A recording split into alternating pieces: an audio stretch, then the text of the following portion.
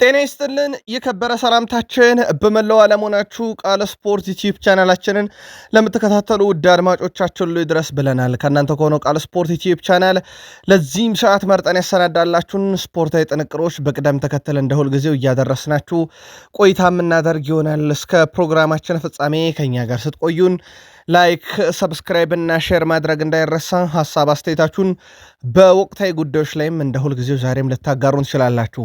እኛ ከእናንተ ጋር ቆይታ ስናደርግ አስቀድመን የአገር ቤት ጉዳዮችን የምናካፍላችሁ ይሆናል። በባህር ማዶ የመረጃ ሰዓታችን አነጋጋሪነቱ የቀጠለው በዝውውር ጉዳዮች ላይ በንቃት እየተሳተፈ ያለው ሪያል ማድሪድ ቤት ትልቅ መረጃዎችን ለእናንተ ውድ አድማጮቻችን በማካፈል እንጀምራለን። በርካታ መረጃዎች ተይዞበታል።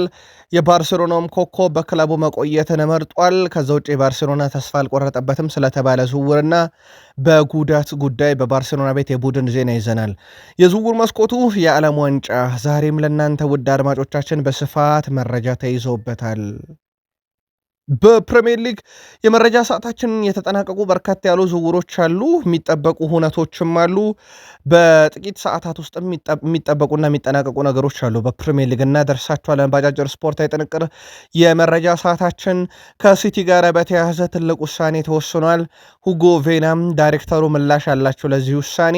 የቡድን ዜና በማንቸስተር ሲቲ በኩል በቃል ስፖርት ዩቲዩብ ቻናል እናካፍላችኋለን። ቼልሲ ኮከብ የመቆየት ፈተናውን በተመለከተ ሌጀንዱ የሚለን ነገር አለ። የቡድን ወሳኝና ቁልፍ ተጫዋች በቃል ስፖርት ዩቲዩብ ቻናል ይዳሰሳል። በሊቨርፑል በኩል በስሎት ዘመን የተከፉ ሰዎች አሁን ምናልባትም ጥሩ ጊዜ ሊሆንላቸው ይችላል እየተባለ ነው በአንዲ ኤራኦላ ስር። እዛ ውጪ በሊቨርፑል በኩል በስፋት መረጃዎችን የምናደርሳችሁ ዝውውር ጉዳይ ላይ ነው።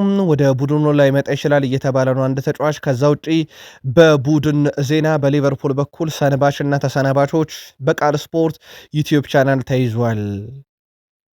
ከዩናይትድ ጋር በተያያዘ በርካታ አማራጮችን እያየ የሚገኝበት የዝውውር መስኮትን ጉዳይ በተመለከተ ከሰሞኑ መልማዮቻቸው በአንድ የሀገር ጨዋታ ላይ እንደነበሩ አረጋግጠናል። ዩናይትድ የትኛውን ተጫዋች ሊመለከት ነበር የሚለው እናደርሳቸዋለን።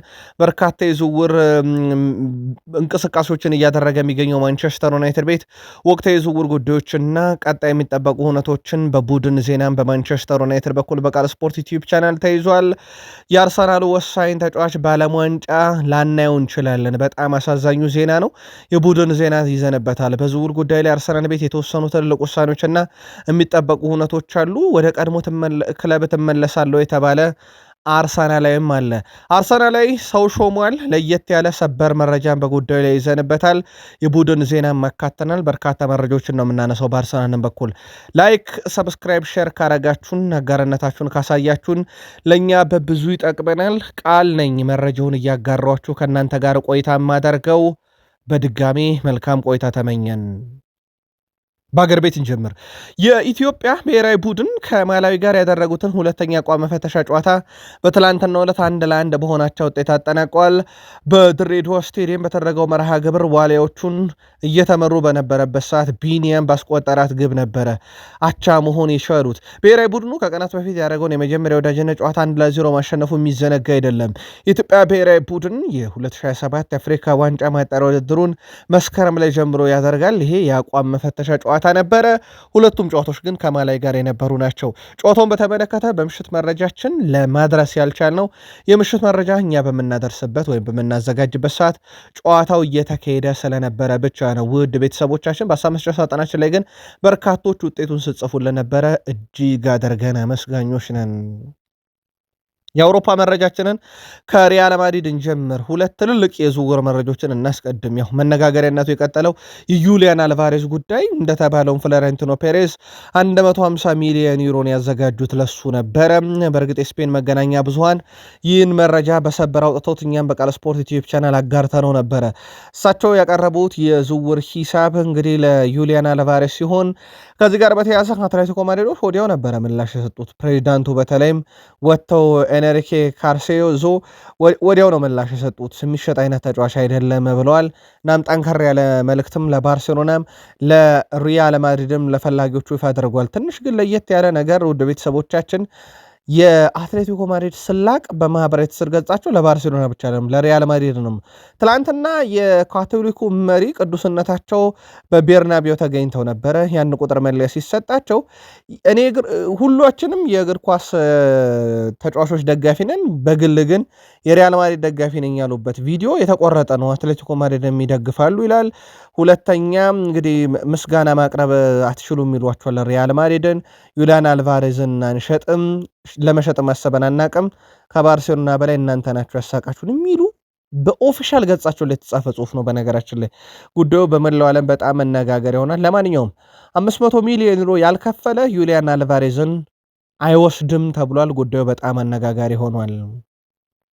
ሁለተኛው ሰበር መረጃችን በሪያል ማድሪድ በኩል የኒኮ ፓዝ ውሳኔ ነው። አርጀንቲናዊ ኮከብ በቀጣይ ውድድር ዓመት ወደ ሪያል ማድሪድ መመለስ አይፈልግም ተብሏል። ነገር ግን ተጫዋቹ ወደ ሪያል ማድሪድ ጠቅልሎ ሳይሆን መመለስ የማይፈልገው ቀጣዩን ዓመት ነው። ቀጣዩን ዓመት ቢያንስ በሴስክ ፋብሬጋስ ቡድን ኮሞ ቤት ማሳለፍ ይፈልጋል። አሁን ትልቁ ጉዳይ የመጨረሻውን ውሳኔ የሚወስኑት ዘ ስፔሻል ዋን ጆዜ ሞሪኖ መሆናቸው ነው። ተጫዋቹ ሪያል ማድሪድን የሚያክል ክለብ እንዴት ተወ የሚለው ነገር ግን በትልቁ መነጋገሪያ ሲሆን፣ ምክንያቱ ግን ግልጽ ነው። ተጫዋቹ ለመጀመሪያ ጊዜ ኮሞ በሻምፒዮንስ ሊግ ሲሳተፍ የቡድኑ ወሳኝና ቁልፍ ተጫዋች ነበረ። የሚቀጥለው የውድድር ዓመት ዳግም በዛ መድረክ ላይ ኮሞ ሲሳተፍ የቡድኑ አካል የመሆንም ፍላጎት ስላለውም ጭምር ነው። ቤኔፊካ በጆዜ ሞሪኒዮ ጉዳይ ላይ መግለጫ አውጥቷል። ጆዜ ሞሪኒዮን በይፋ አሰናብተናል፣ ጆዜ ሞሪኒዮ ከኛ ጋር የነበራቸው ቆይታ ተጠናቋል፣ ወደ ሪያል ማድሪድ አቅንተዋል ብለዋል። በዛውም ለጆዜ ሞሪኒዮ ምስጋናቸውን ገልጸው የ15 ሚሊዮን ዩሮ የካሳ ክፍያ ወይም ደግሞ የውል ማፍረሻ መቀበላቸውን አረጋግጠዋል። ጆዜ ሞሪኒዮ ለሰጧቸውም ግልጋሎት ላስገኙትም ገንዘብ አመስግኗል ማለት ይቻላል። በሪያል ማድሪድ በኩል 15 ሚሊዮን ዩሮ የውል ማፍረሻ ለቤኔፊካ መክፈላቸውንም ሪያል ማድሪዶችም አረጋግጠዋል። በጣም ትልቅ ክፍያ ይመስላል። እንግዲህ በሪያል ማድሪድ ምን ያህል ይቆያሉ የሚለው በጣም የሚወሰን ይሆናል። ግን እንደነ ዣቪ አሎንሶ እንደነ አርቤሎ የሚሰናበቱ ከሆነ ለሪያል ማድሪድ ትልቅ ኪሳራ ነው፣ 15 ሚሊዮን ዩሮ። ለማንኛውም ዘ ስፔሻል ዋን ጆዜ ሞሪኒዮ ዝውውራቸው በይፋ እንደተጠናቀቀ ይታወቃል። ማድሪድ ሌላ ትላንትና የወጣው መግለጫ የአልቫሮ አርቤሎዋንም ስንብት በተመለከተ ነው። ሪያል ማድሪድ አልቫሮ አርቤሎዋ ጋር መለየታቸውን ይፋ አድርጓል። ለነበረውም ጊዜ አመስግኗል። ሪያል ማድሪድ ልባዊ ምስጋናችን ለአልቫሮ አርቤሎዋ ይድረስ ይላል በመግለጫቸው። በተለይም በክለቡ ላደረግከው ነገር ከአካዳሚ ጀምሮ እጅግ አድርገን እናመሰግናለን። በክለቡ የነበረ ወጥነት፣ የነበረ ተነሳሽነት፣ የነበረ ፕሮፌሽናሊዝምን ማመስገን እንፈልጋለን። ከዛ ውጭ ለሌሎች ምሳሌ መሆን የሚችል ነው ብሏል። ሪያል ማድሪድ ሁልጊዜም ቤት ነው የሚሉት በመግለጫቸው አልቫሮ አርቤሎዋ የእግር ኳስ ዘመኑን በሙሉ በዚህ ክለብ አሳልፏል። መልካሙን ሁሉ እንዲገጥም እንመኛለን። ማድሪድ ግን ቤት ነው ብለውታል። ምናልባት አንድ ቀን ዳግም ማድሪዳዊ ሊሆን እንደሚችል ፍንጭ የሰጡበት ይመስላል። ሌላው የቀድሞ የሪያል ማድሪድ ተጫዋች የነበረው ዳኒ ካርቫሃል ሪያል ማድሪድን በነፃ ከለቀቀ በኋላ መዳረሻ ክለቡ እየተፈለገለት ይገኛል። በወኪሉ በኩል የጣሊያኑን ክለብ ኮሞ እንዲቀላቀል ሊደረግ ይችላል እየተባለ ነው። ሴስክ ፋብሬጋስ ተጫዋቹን የግሉ የማድረግ ፍላጎቱ ተጠናክሮ ቀጥሏል። የቀይ መስመር ተመላላሽ ይሆናል። ቀጣይ ዓመት የአውሮፓ ሻምፒዮንስ ለተሳታፊው ኮሞ የአውሮፓ ሻምፒዮንስ ሊግን ደጋግሞ የሳመውን ዳኒ ካርቫሃልን የግሉ የማድረግ ፍላጎት አሁንም እንደጻና ነው። ከዛ ውጪ በዝውውር መስኮቱ ላይ የባርሴሎና ኮከብ ዳኒ ኦልሞን ምላሽ እናስቀትል። በዛ ወደ ባርሴሎና መረጃ እንሻገር። የመረጃ ምንጩ ሞንዶ ዲፖርቲቮ ነው። ተጫዋቹ እስከ 52 ሚሊዮን ዩሮ ክለቡን ሊለቅ የሚችልበት እድል ነበረ። ግን ተጫዋቹ የትኛውም አይነት የዝውውር ጥያቄ ለባርሴሎና ቢቀርብ ቅድሚያ የሚሰጠው እሱ ለባርሴሎና መጫወትን ነው። ከዛ ውጭ በግሌ ከየትኛውም ክለብ ከየትኛውም ቡድን ጋር እየተደራደርኩም እየተነጋገርኩም አይደለም ብሏል እና ቀጣይም ዓመት ዋነኛው ህልሜ ከባርሴሎና ጋር ትልልቅ ዋንጫዎችን ማሸነፍ ነው ሲል ተደምጧል። ባርሴሎና ሻፍጠን የተሰራበት ከጀርባ አንዳች ነገር ተደርጎበታል በሪያል ማድሪድ ቢባልም ባርሴሎና ግን ኦፊሻሊ ሪያል ማድሪድ ይሄን ያደረገው እኔን ለመጉዳት ነው አላሉም። ግን የባርሴሎና ደጋፊ የግል ሚዲያዎች ሪያል ማድሪድ ሆን ብሎ ነው 150 ሚሊዮን ዩሮ የዝውውር ሂሳብ ለአትሌቲኮ ማድሪድ ያቀረቡት። ድጋሜም ጥያቄ ያቀርቡም ይህንን የሚያደረጉት ዩሊያን አልቫሬስ ወደ ባርሴሎና የሚያደርገውን ዝውውር ሊያስተጓጉሩ ነው የሚሉ ቅሬታዎች እየቀረቡ ይገኛሉ ሪያል ማድሪድ ላይ። ይሁን እንጂ ባርሴሎና ዝውውሩን በተመለከተ አሁንም ጥረት ማድረጉን እንደማያቆምና ዩሊያን አልቫሬዝ በተለይም በግሉ ባርሴሎናን ለመቀላቀል ከስምምነት ስለደረሰ ባርሴሎና ሁኔታውን እንደ ጥሩ አጋጣሚ ተጠቅመው ተጫዋቹ ወደ ቡድኑ ለማምጣት ጥረቶችን አጠናክረው ይቀጥላሉ ተብሏል። ከዚህ ጋር በተያያዘ ባርሴሎና ሪያል ማድሪድ 150 ሚሊዮን ዩሮ ያቀረበብኝ እኔ እንዳጣው ነው የሚል ነገር ባያቀርብም እንዳልኳችሁ ግን ለባርሴሎና ታማኝ የሆኑ ሚዲያዎች ይህንን ነገር በስፋት እያሰረጩት ይገኛሉ። ማድሪድም ሁለተኛ ጥያቄ አያቀርብም እየተባለ ነው። የባርሴሎና ኮከብ ሮናልዶ አራሆ ከሰሞኑ ጉዳት አስተናግዶ እንደነበረ ነግረናችኋል። ተከታታይ መረጃም ይኖረናል በጉዳዩ ላይ ብለን ነበር። ትላንትና የሮናልዶ አራሆ ወንድም ማርሴሎ ቤልሳን እንኳን ደስ ያለ እንዴት ባለቀ ሰዓት ተጫዋች እንዲጎዳ ታረጋለህ ብሎ ወቅሶ ነበረ ማርሴሎ ቤልሳን። በእርግጥ ለጉዳቱ እሳቸው እንዴት ነው ተጠያቂ የሚሆኑት የሚለውን ጉዳይ ባያብራራው ማለት ነው።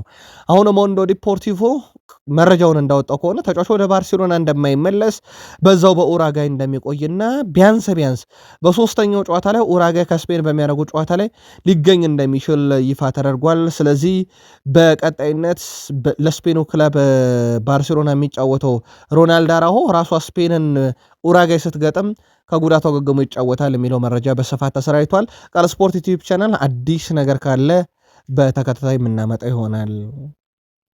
በስፔን ላሊጋ እናውቀዋለን። ቪዳት ሙሪክ እንደውም ለምንድን ነው ለባሎን ዶር እጩ የማይሆነው እስኪባል ድረስ በጣም አስደናቂ ጊዜን ከማዮርካ ጋር አሳልፏል። ከፍተኛ ግብ አስቆጣሪ ዝርዝር ውስጥ እናገኘዋለን። በነገራችን ላይ ፌነርባቾች ከተጫዋቹ ጋር በግል ከስምምነት ደርሰዋል። በጣም አስደናቂውን አጥቂ የግላቸው ለማድረግ ይህን ተጫዋች የግላቸው ለማድረግ ግን ከክለቡ በኩል ለማዮርካ 15 ሚሊዮን ዩሮ የዝውውር ሂሳብ ማቅረብ ይጠበቅባቸዋል። አሁን እየወጡ ባሉ መረጃዎች መሰረት በፌነርባቼ እና በማዮርካ መካከል የሚደረገው ድርድር የመጨረሻ ምዕራፍ ላይ እንደደረሰና ተጫዋቹ ቢያንስ በቀጣይ 2 ዓመታት በፌነርባቼ ሲጫወት ልናየው እንደምንችል እየተዘገበ ይገኛል። ፌነርባቼ በርካታ ዝውውሮችን ለማድረግ ከሰሞኑ ጥረት አድርጎ ምናልባት ሊሳካለት ከጫፍ የደረሰው የቪዳት ሙሪክ ነው። በማዮርካ ቤት በጣም ድንቅ ጊዜ ነው ያሳለፈው። በጣም ምርጡ ግብ አስቆጣሪ ከስፔን ላሊጋ ወደ ተርኪ ሊግ ሊያመራ ከጫፍ ደርሷል። በሪያል ማድሪድ ከሰሞኑ የ150 ሚሊዮን ዩሮ ድራማ በዩሊያን አልቫሬዝ እንደተጠናቀቀ ከተረጋገጠ በኋላ ትራንስፈር ማርኬት ግን እነማን ናቸው ከ100 ሚሊዮን ዩሮ እስከ 150 ሚሊዮን ዩሮ በሂሳብ ገበያው ላይ ሊያወጡ የሚችሉ በሚል መረጃዎችን ይዞ ወጥቷል።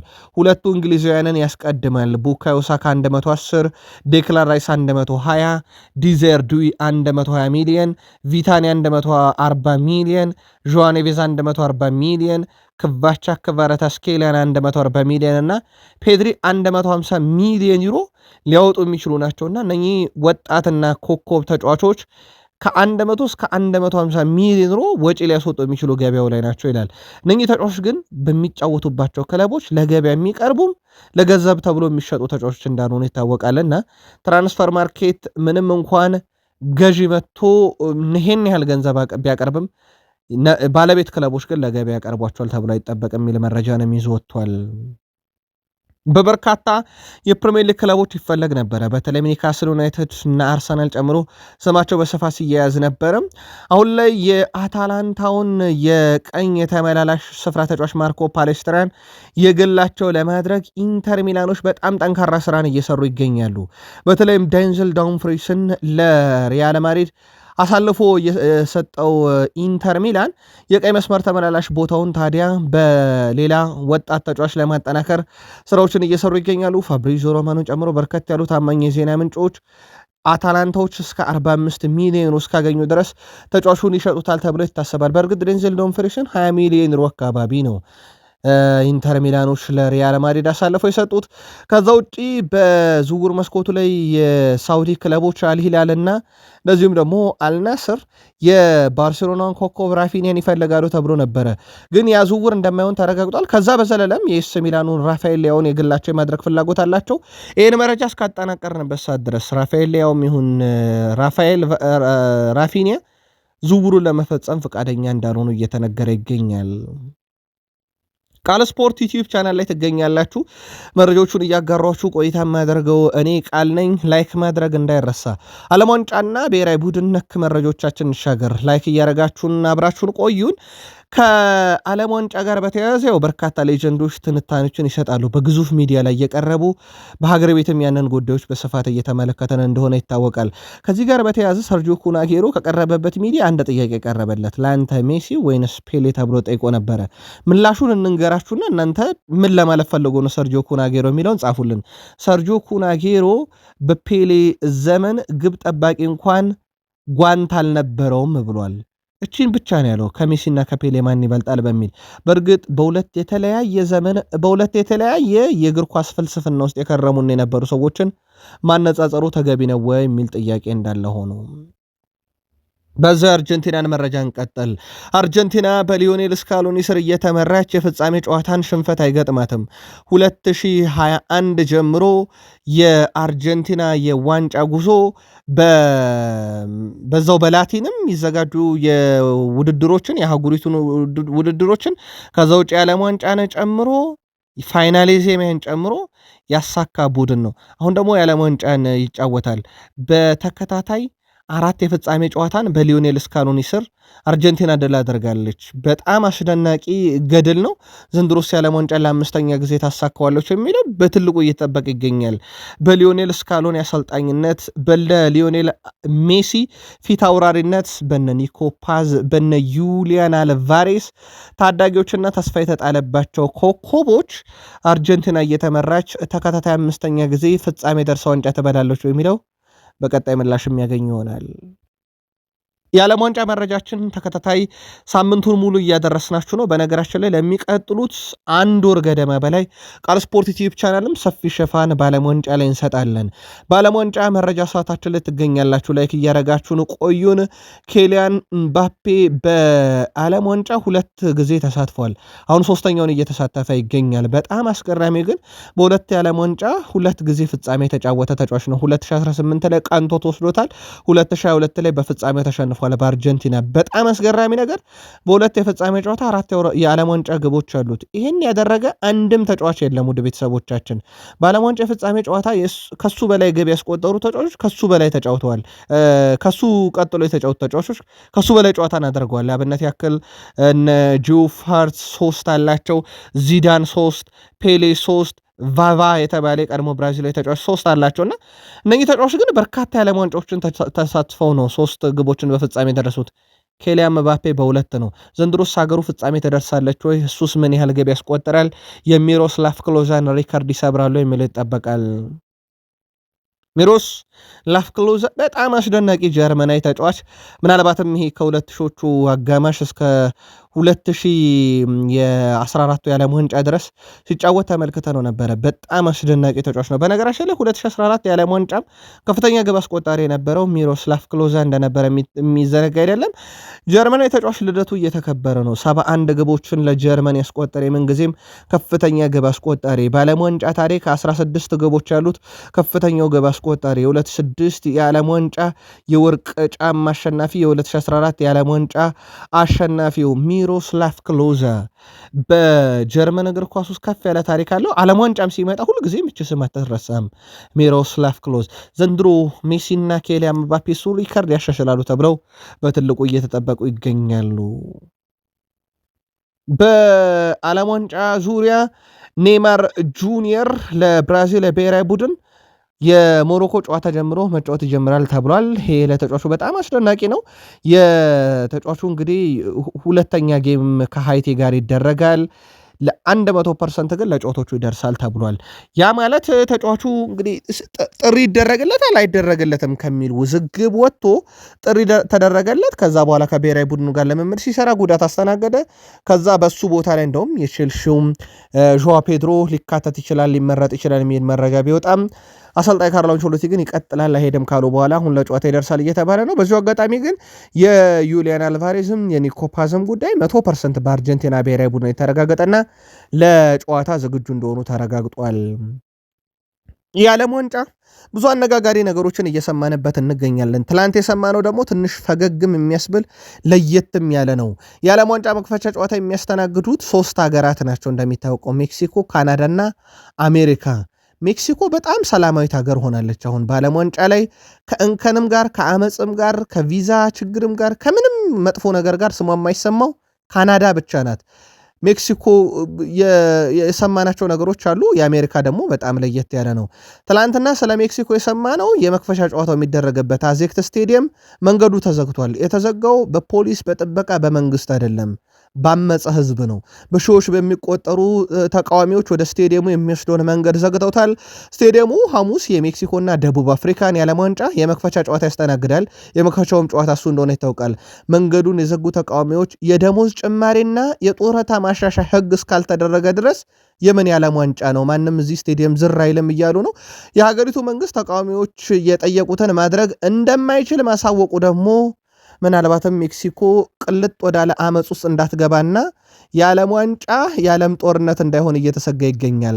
የሜክሲኮ ህዝብ ያደረገው ነገር መነጋገሪያ ሲሆን መንገዱን የዘጉት ደሞዝ ይጨመርልን፣ የጡረታ ማሻሻያ ህግ መሰረዙን በተመለከተ ያቀረቡት ፖለቲካዊ ጥያቄ የዓለም ዋንጫን እያመሰው ነው። በእርግጥ አሜሪካ ውስጥም ፖለቲካዊ ውሳኔ የዓለም ዋንጫው ላይ እንዴት ጥቁር ጥላ እንዳጠላና እንዴት ኢትዮጵያዊ ልብ እንደሰበረ እንነግራችኋለን። ቃል ስፖርት ላይ ናችሁ፣ አብራችሁን ቆዩን። ኔዘርላንድ የዓለም ዋንጫን አታሸነፈም የሚለው ሽናይደር ነው። የቀድሞ ኔዘርላንድ ተጫዋች ዌስሊ ሽናይደር በዓለም ዋንጫው ከኔዘርላንድ የተሻሉ ቡድኖች አሉ እያለ ይገኛል። ኔዘርላንድ ዓለም ዋንጫውን ማሸነፍ ትችል እንደሆነ የጠየቀው ሽናይደር አትችልም ብሏል። ሀገሬ ለዚህ ብቁ አይደለችም እያለ ነው። አያይዞም በአሁኑ ሰዓት ከኛ በጣም በብዙ ጥራት የተሻሉ ብሔራዊ ቡድኖች በዓለም ዋንጫ ላይ ይሳተፋሉና የሚሆን ነገር አይመስለኝም እያለ ይገኛል። በተጨማሪም ባለፉት 5 ዓመታት አንድም ትልቅ ቡድን ማሸነፍ አልቻልም፣ ይሄ ያሳስበኛል ሲል ተደምጧል። ኢትዮጵያዊ ሰው አዝነዋል። ውድ ቤተሰቦቻችን ዶክተር ቴድሮስ አድሃኖም የዓለም ጤና ድርጅትን ለተከታታይ ሁለተኛ ጊዜ እየመሩ የሚገኙት ወይም ለሁለት ተርም እየመሩ የሚገኙት ኢትዮጵያዊ ሰው ዶክተር ቴድሮስ አድሃኖም ልቤ ተሰብሯል፣ አዝኛለሁ እያሉ ነው። የእሳቸው አዘኔታ ከጤና እክል ጋር በተያዘ ዓለም በገጠማት ችግር ሳይሆን አሜሪካ እያደረገች ባለችው ስፖርታዊ ጉዳይ ላይ ነው። የአፍሪካ ምርጥና የመጀመሪያው ሶማሊያዊ ዳኛ በመሆን ታሪክ ሰርቷል የተባለው ሰው አሜሪካ ቢደርስም ለ10 ሰዓት ያክል በኤርፖርት ቢፈተሽም ፊፋ የዓለም ዋንጫን ትዳኛለህ ብሎ እውቅና ሰጥቶት ቢመርጠውም አሜሪካ ግን ግዛቴ ዝር አትልም ብላ እንዳባረረችው ይታወቃል። እናም ዋና ዳይሬክተሩ ይህ ክስተት በዓለም አቀፍ መድረክ የዳኛው የመጨረሻ ታሪክ እንደማይሆን በማስታወስ ዓለም እንደ አንድ ቤተሰብ ከጎንህ ይቆማል፣ ለተደረገው ነገር ግን አዝኛለሁ፣ ልቤን የሰበረ ውሳኔ አሜሪካ ወስናለች እያሉ ነው። በእርግጥ በርካቶችም በቃል ስፖርት ዩቲዩብ ቻናል በሀሳብ መስጫ ሳጥናችን ላይ እግር ኳሳዊ ጉዳይ እንዴት በእንደዚህ አይነት ፖለቲካዊ ውሳኔ ምክንያት ጠላጠላበታል የሚል ቅሬታ እያቀረቡበት እንደሆነ ይታወቃል። አፍሪካ እና የአረብ ሀገራት በአሜሪካ የገጠማቸው ነገሮች ምናልባትም ብዙ የሚያስተዛዝበው ሊሆን ይችላል። አሜሪካ እንዳጠቃላይ የወሰነቻቸው ውሳኔዎች ፖለቲካዊ ውሳኔዎች ቢሆኑም እግር ኳስ ነክ ውሳኔዎች ግን እንዳልነበሩ ይታወቃል። ወይም ስፖርት ቤተሰቡን የሚመለከት እንዳልሆነ ይታወቃል። እግር ኳስ ተጫዋች ትጥቁ መለያ ነው፣ ዳኞች ትጥቃቸው ፊሽካ ብቻ እንደሆነ ይታወቃል። የደህንነት ምርመራዎች፣ ፍተሻዎች በካናዳም በሜክሲኮም ቢሆን መደረጋቸው አይቀርም። የአሜሪካ ለምን በዚህን ያክል አፍሪካና አረቦቹ ላይ ሆነ የሚለው ግን በጣም አነጋጋሪ ነው። ለማንኛውም አፍሪካም በዓለም ዋንጫ በ10 ሀገራት ለመጀመሪያ ጊዜ ትወሰናለች። ሞሮኮ በደረጃ ሰንጠረዡ 8ኛ፣ እንደ ሴኔጋል ያሉ ሀገራት 14ኛ፣ ግብፅ 28ኛ፣ አልጄሪያ 9ኛ፣ አይቮሪኮስ 34ኛ፣ ቱኒዚያ 44ኛ፣ እነ ዲሞክራቲክ ኮንጎ 46ኛ፣ እነ ደቡብ አፍሪካ 60ኛ፣ ኬፕ ቨርዲ 69ኛ፣ ጋና 74ኛ ሆነው ወደ ዓለም ዋንጫ ያቀኑት። አፍሪካ ምን ያህል ርቀት ትሄዳለች የሚለው ግን በትልቁ ይጠበቃል።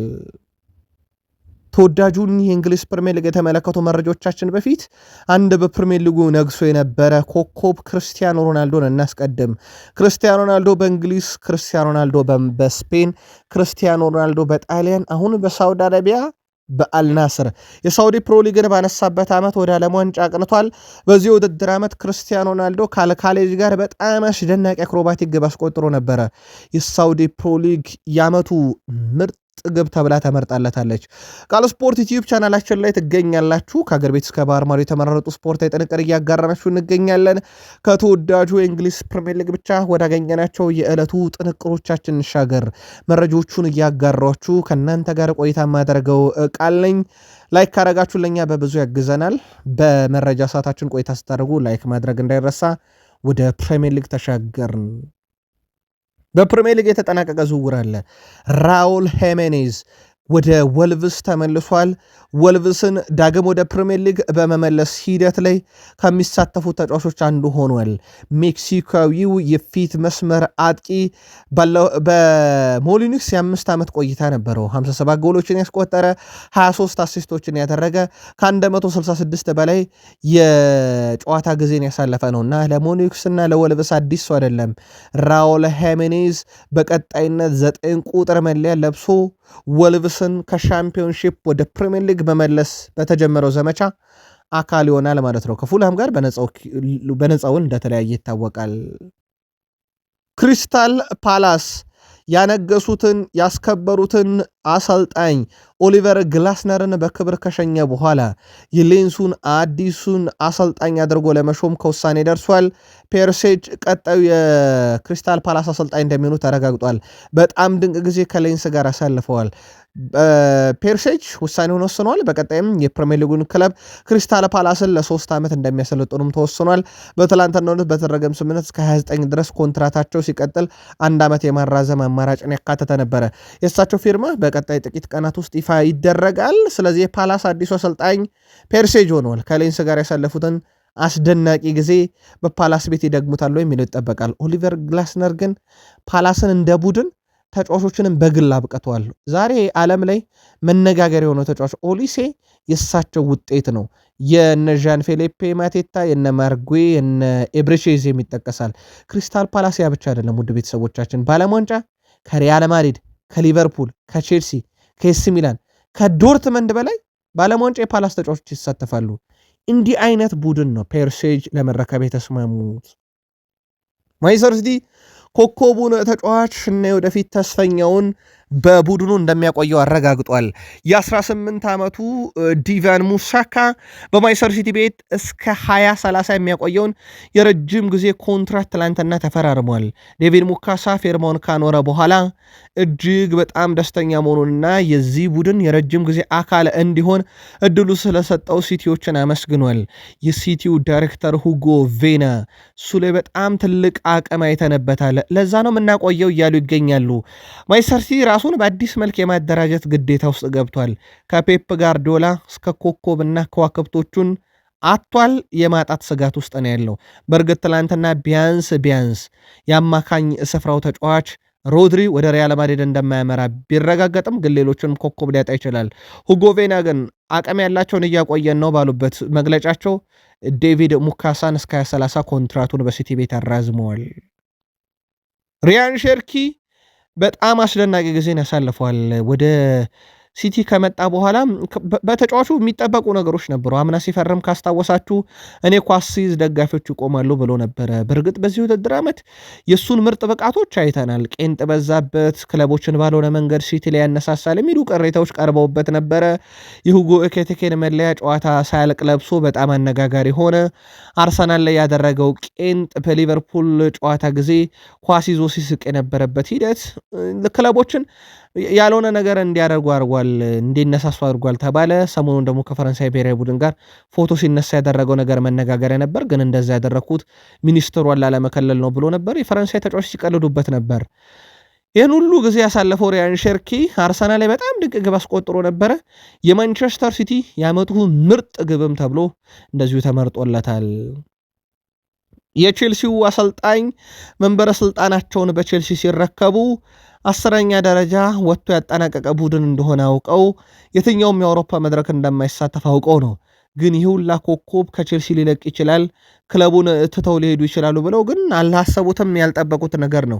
ከዚህ ጋር በተያያዘ ታዲያ የቀድሞ የፕሪሚየር ሊግ ሌጀንድ ጆ ኮል ለዣቪ አሎንሶ ትልቁ ጉዳይ በቼልሲ ቤት ኮከቦችን ማቆየትና ቡድኑን ወደ ነበረበት መመለስ ነው። እናም ጥሩ ጊዜን እንደሚያሳልፍ እርግጠኛ ነኝ። በቡድኑ በኩል የትኛውም የአውሮፓ ውድድሮች ያለመሳተፉ ችግር ቢሆንም ለአሰልጣኙ ግን ምርጥ ነው ብሏል። ይሄ የትኛውም የአውሮፓ መድረክ አለመሳተፉ ከጫና ይገላግለዋል። እናም ኮከቦችን ማቆየትና ቡድኑ ወደ ነበረበት መመለስ ሌላው ቀላሉ የአሰልጣኙ የቤት ስራ ይሆናል እያለ ይገኛል።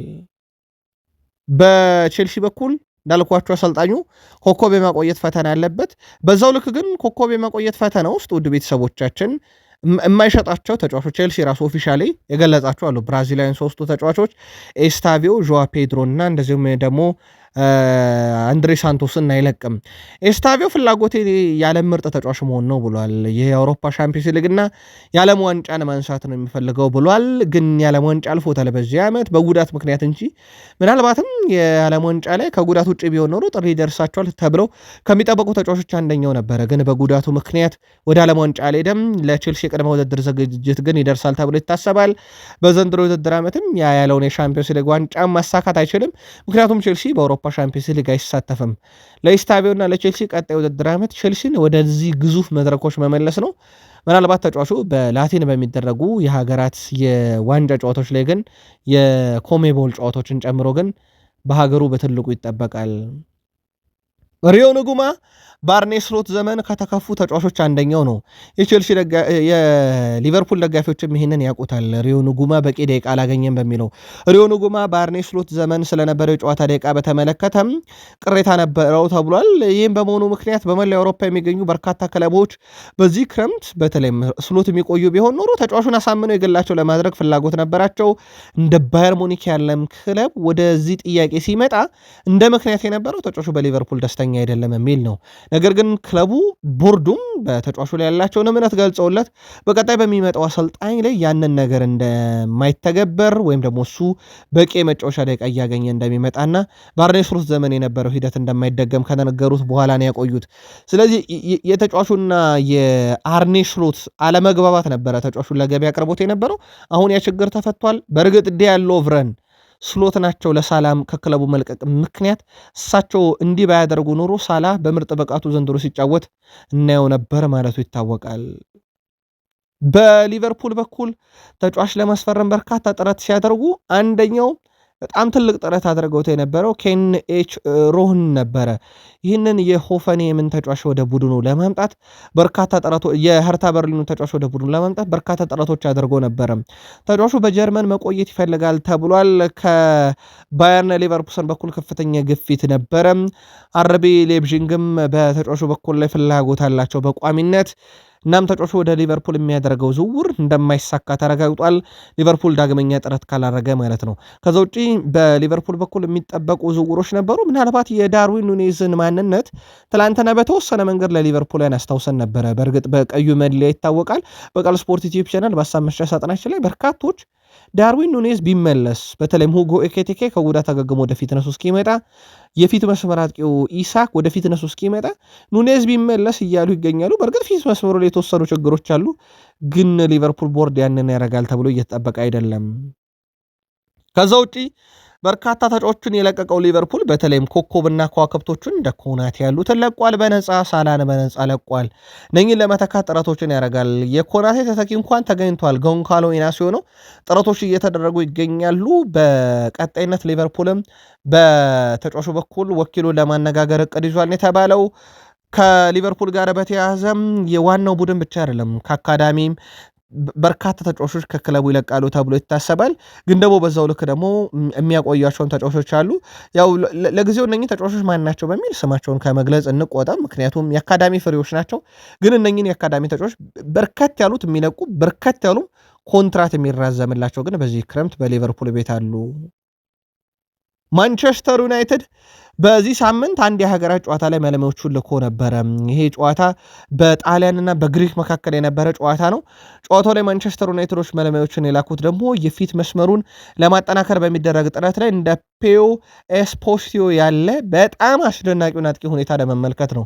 ጣሊያን አጥቂ በጣሊያን ሴሪን በጣም ድንቅ ነው። ከጣሊያን ብሔራዊ ቡድንም በሁለት የወዳጅነት ጨዋታ 2 ጎሎችን ሲያስቆጠር ተመለከት ነው። ዩናይትድ የዘርኪዚን መውጣት አሁንም እየተጠባበቀ ያለ ክለብ እንደሆነ ይታወቃል።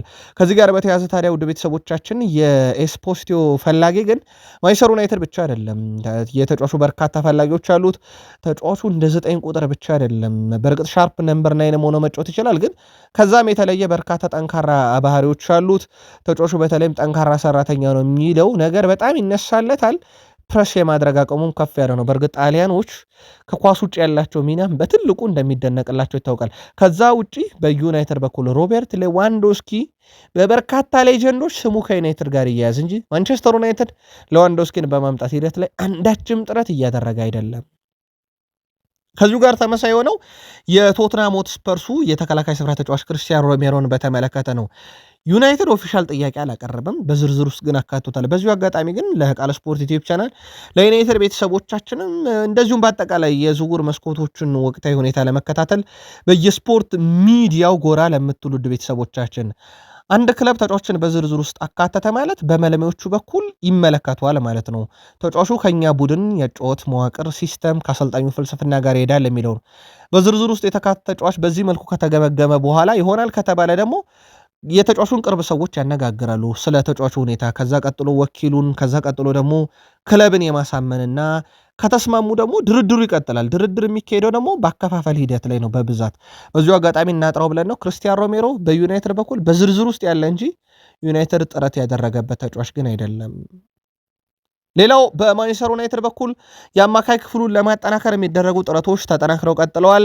ከወደ ላቲንም ተጫዋቾችን የማምጣት እቅድ አላቸውና ዩናይትድ በዓለም ዋንጫው ላይ የላቲን ተጫዋቾችን ሊመለከት ይችላል እየተባለ ነው። ኡጋርቴን አምጥተዋል። ካዜሚሮ የላቲን ተጫዋች ነበረ፣ ምንም ጥያቄ የለውም። እናም የላቲን ታታሪ ተጫዋቾችን ወደ ቡድኑ ማምጣት ይፈልጋሉ ተብሏል። በዚህ ዓለም ዋንጫ ላይ የዩናይትድ ተጫዋቾች ሲካፈሉም እንዲመለከቱላቸው ይፈልጋል ሌሎች ክለቦች። ለአብነት ያክል ኡጋርቴ በመለሚያዎች እንዲታይ ይፈልጋሉ ዩናይትድ። በተለይ ኡጋርቴ በኡራጋይ ብሔራዊ ቡድን ውስጥ በጣም ታዋቂውን 5 ቁጥር ተረክቦ ነው የሚጫወተው። ታዲያ ኡጋርቴ በጣም ምርጥ ብቃቱ ላይ የሚሆን ከሆነ ምናልባት ተመልሶ ለዩናይትድ ከመጫወት ይልቅ ተሽጦ በጥሩ ገንዘብ ሌሎች ላይ ትኩረት ያደርጋሉ እየተባለ ይገኛልና ዩናይትድ የሚመለከታቸው የላቲን ተጫዋቾች እንዳሉ ሆኖ ለአማካይ ክፍሉ ዩናይትድም ደግሞ ምርጥ ብቃታቸውን ካሳዩ ሊሸጣቸው የተዘጋጁ ተጫዋቾች አሉ።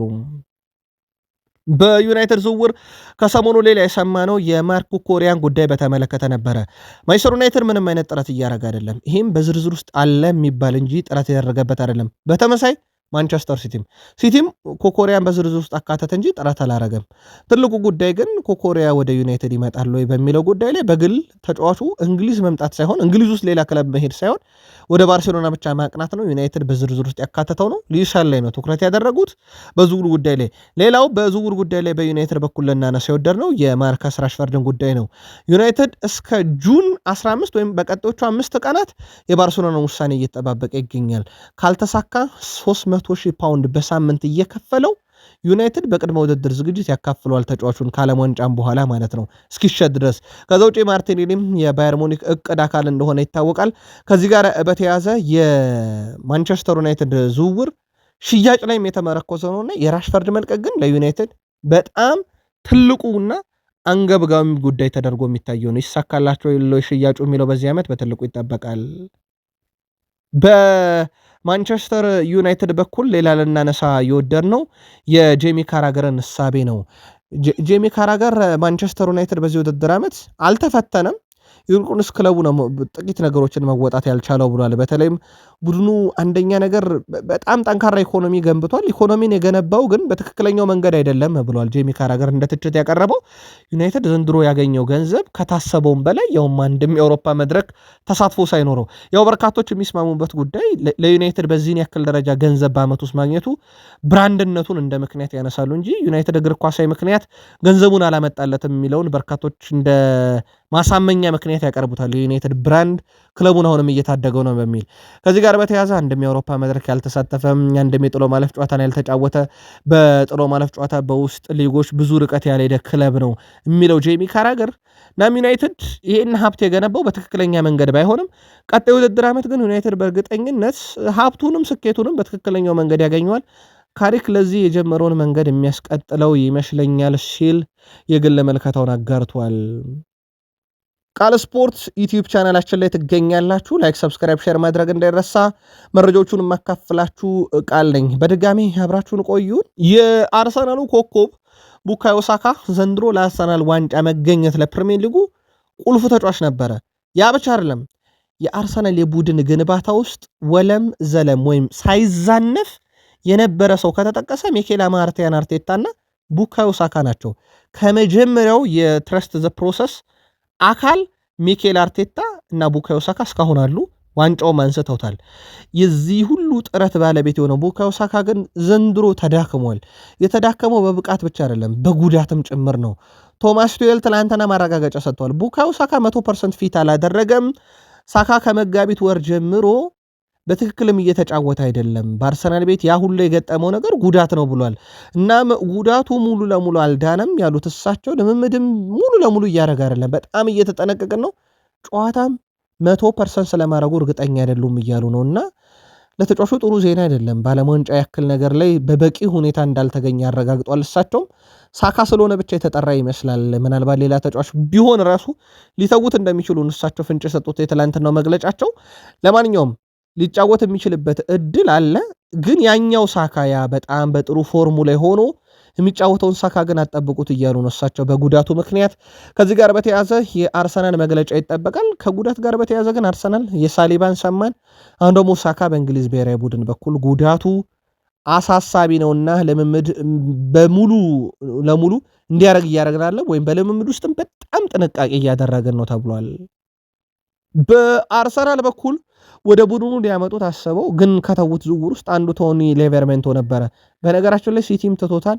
ኒውካስል ዩናይትድ አንድ የጠየቀው ገንዘብ 58 ሚሊዮን ፓውንድ፣ ሁለተኛ አርሰናልም ማንቸስተር ሲቲም ከሌቨርሜንቶን ዝውውር የወጡበት ምክንያት የጉዳት ታሪኩ አርሰናል ለዚህ የወሰደው እርምጃ ትላንትና በሰበር አድርሰናቸዋል። የሕክምና ኃላፊውን እስከ ማባረር ነው የደረሰው። ከዚህ ጋር በተያያዘ አርሰናሎች ሌሎች አማራጮችን ማየት ጀምረዋል። እነ ዌሽሊ ቫንደርሰን፣ ማርኮ ፓሌስትራ በጣም ለኢንተር የቀረበውን ተጫዋች ኢቫን ፍራንሳድ የፖርቶን ተጫዋች በስፋት እየተመለከቱ ይገኛሉ አርሰናሎች። ስለዚህ አርሰናል የፕሪሚየር ሊግ ልምድ ያለውን ተጫዋች ቶኒ ሌቨርሜንቶን ማምጣቱን አሁን እርግፍ አድርገው ትቶታል። በእርግጥ የአርሰናል ደጋፊዎች ቤን ዋይት እና ራሱ በጣም ምርጡ ተከላካያችን ዩሊያን ቲምበር አይበቃንም ወይ የጉዳት ታሪክ እያሉ ነበረ። ስለ ምርጥ ብቃታቸው ጥያቄ ስላላነሱባቸው ነው ጉዳት የፈተነው ክለባቸው ላይ ሌላ የጉዳት ታሪክ ያለው ተጫዋች እንዲጨመር ስለማይፈልጉም። በአርሰናል በኩል የሌስተር ሲቲውን ጀርሚ ሞጋንን እና የፒኤስጂውን ኢማኑኤል ምባሜን የማስፈረሙ ሂደት አሁንም ተጠናክሮ ቀጥሏል። ምባምባን ግን ወደ ቡድኑ ማምጣት ኢማኑኤል ምባምባን ወደ ቡድኑ ማምጣት በጣም ቀላሉ ነው። ምክንያቱም ተጫዋቹን ማሳመን ብቻ ነው። ከኮንትራት ነፃ ይሆናል በቀጣይ ከጁን 15 በኋላ። ከዛ ውጪ የሌስተር ሲቲውን ጀርሚ ሞጋንን ማምጣት ግን አርሰናል ለዋናው ቡድን እንደሚያመጣው ካረጋገጠና ተጫዋቹን ካሳመነ በኋላ ሌስተር አሁንም በገንዘብ ሊስማማ አልቻለም። ሌላ ትላንትና በጣም አነጋጋሪው ጉዳይ ካይ ሃቨርትዝን የገጠመው ጉዳይ ነው። ካይ ሃቨርትዝ ትላንትና ምን ገጠመው መስላችሁ? ውድ የቃል ስፖርት ዩቲዩብ ቻናል ቤተሰቦቻችን ለጀርመን ደጋፊዎች ፊርማ እያኖረ ነበረ። ወደ ቼልሲ እባክህ ተመለስ የሚል ህፃን ገጥሞት ነበረ። ምኞት ነው ወይ ብሎ ልጁን ጠይቆት ካይ ሃቨርትዝ ከዛ ውጭ አልመለሰም።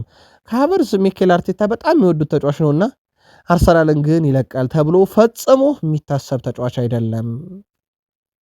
በአርሰናል በኩል ትላንት ሐኪማቸውን አባረሩ። ዛሬ ሐኪማቸውን አግኝተዋል። አርናልዶ አርባን ሳቴ አዲሱ የአርሰናል ሕክምና ቡድን ኃላፊ ይሆናል። ስራውንም በሚቀጥለው ወር ጀምሮ በይፋ ይጀምራል ተብሏል። አርሰናል አርናልዶን ከአስቶን ቪላ ነው የሚያመጣው። በነገራችን ላይ ዶክተሩን በሐምሌ ወር ክለቡን እንደሚለቅ ካረጋገጠ በኋላ ነው አርሰናል ቀጣዩ ሐኪሙ እንዲሆን የወሰነው።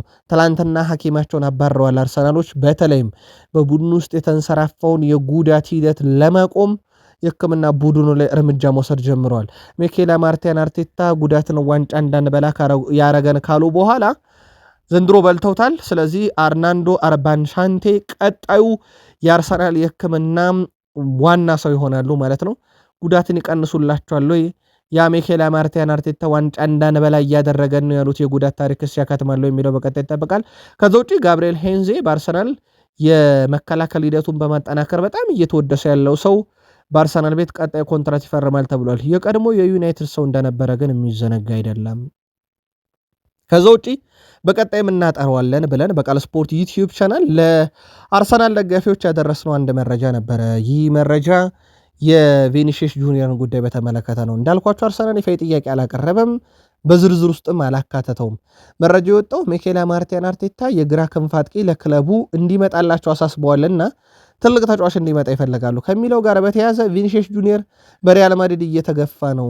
በዛ ላይ ደግሞ ሪያል ማድሪድ የአርሰናል ሪካርዶ ካላፊዮሪን ይፈልጋልና ተብሎ እንደ አጋጣሚ የተያዘ ጉዳይ እንጂ ከዛ ውጭ ሚኬል አርቴታ ያደቁታል ከሚል እንጂ አርሰናል ምንም አይነት ጥያቄ አላቀረበም። ይልቁንስ ሪያል ማድሪድ በቀጣይ ድርድር ያደርጋል ተብሎ የሚጠበቀው የአርሰናሉን ካላፊዮሪን በማስፈረም ሂደት ላይ ነው። ጆዜ ሞሪኖ በጣም አጥብቀው የሚወዱት ተጫዋች እንደሆነ ከተነገረ በኋላ ማለት ነው። ዝውውሩን በተመለከተ ቃል ስፖርት ዩቲዩብ ቻናል መረጃዎቹን በስፋት እየተከታተልናቸው ነው። ከዝውውር ጋር በተያዘ ሳንድሮ ቶናሊን አነጋግረዋል አርሰናሎች። አሁን ሳንድሮ ቶናሊ ለየትኛውም የፕሪሚየር ሊግ ክለብ ችግር አይሆንም፣ ለዩናይትድም ለሲቲም ችግር ከሆነ ችግር የሚሆነው ራሱ ክለቡ ኒውካስል ዩናይትድ ነው። ምክንያቱም ከ100 ሚሊዮን ፓውንድ በላይ ለዚህ ዝውውር ይፈለጋል። ንግግሩ አውንታዊ እንደነበረ ፋብሪዚዮ ሮማኖ አረጋግጧል። በአርሰናልና በቶናሊ መካከል የነበረው ተጫዋቹ ሊገኝ እንደሚችል ቢያንስ ማለት ነው፣ ትልቅ ክለብ መቀላቀል ስለሚፈልግ ከኒውካስል ጋር የሚደረገው ድርድር ልክ ለሌሎች ክለቦች ፈተና እንደሆነ ሁሉ ለአርሰናልም በተመሳይ ሆኖ ይቀጥላል ተብሏል። ምናልባት ግን ለየት ያለ አንድ መረጃ በአርሰናል በኩል ልንጨምር የወደድ ነው የዳቪድ ራያን ጉዳይ ነው። የፕሪሚየር ሊጉ የወርቅ ጓንት ያውም ለ3 ተከታታይ ዓመት አሸናፊ የአውሮፓ ሻምፒዮንስ ሊግ በፍጻሜ ጨዋታ በጣም አስደናቂ ብቃቱን ከማሳየትን በዘለለ የቡድኑ የአውሮፓ ሻምፒዮንስ ሊግም ከፍተኛ ክሊንሺት ባለቤት ዳቪድ ራያ የስፔን ቁጥር 1 ግብ ጠባቂ ላይሆን ይችላል የሚል መረጃ በስፋት እየተሰራጨ ይገኛል። ያሚውን ከሆነ በጣም አሳዛኙ እያሉት ነው በርካቶች። ቃል ስፖርት ዩቲዩብ ቻናል ላይ ናችሁ መረጃዎቹን ማካፍላችሁ እኔ ቃል ነኝ። ላይክ፣ ሰብስክራይብ፣ ሼር ማድረግ እንዳይረሳ። የእናንተን ሀሳብ አስተያየት እናነባችኋለን። ጥያቄያችሁን ምላሽ ያልነውን ሁሉ ይዘን እንመጣለን። ላይክ ካረጋችሁን ለእኛ በብዙ ያግዘናል። ጥቂት ቆይተን እንመለስ። ቃል ስፖርት ዩቲዩብ ቻናል እዚህ ጋር መረጃዎቻችን አበቁ። ሰናይ ቀን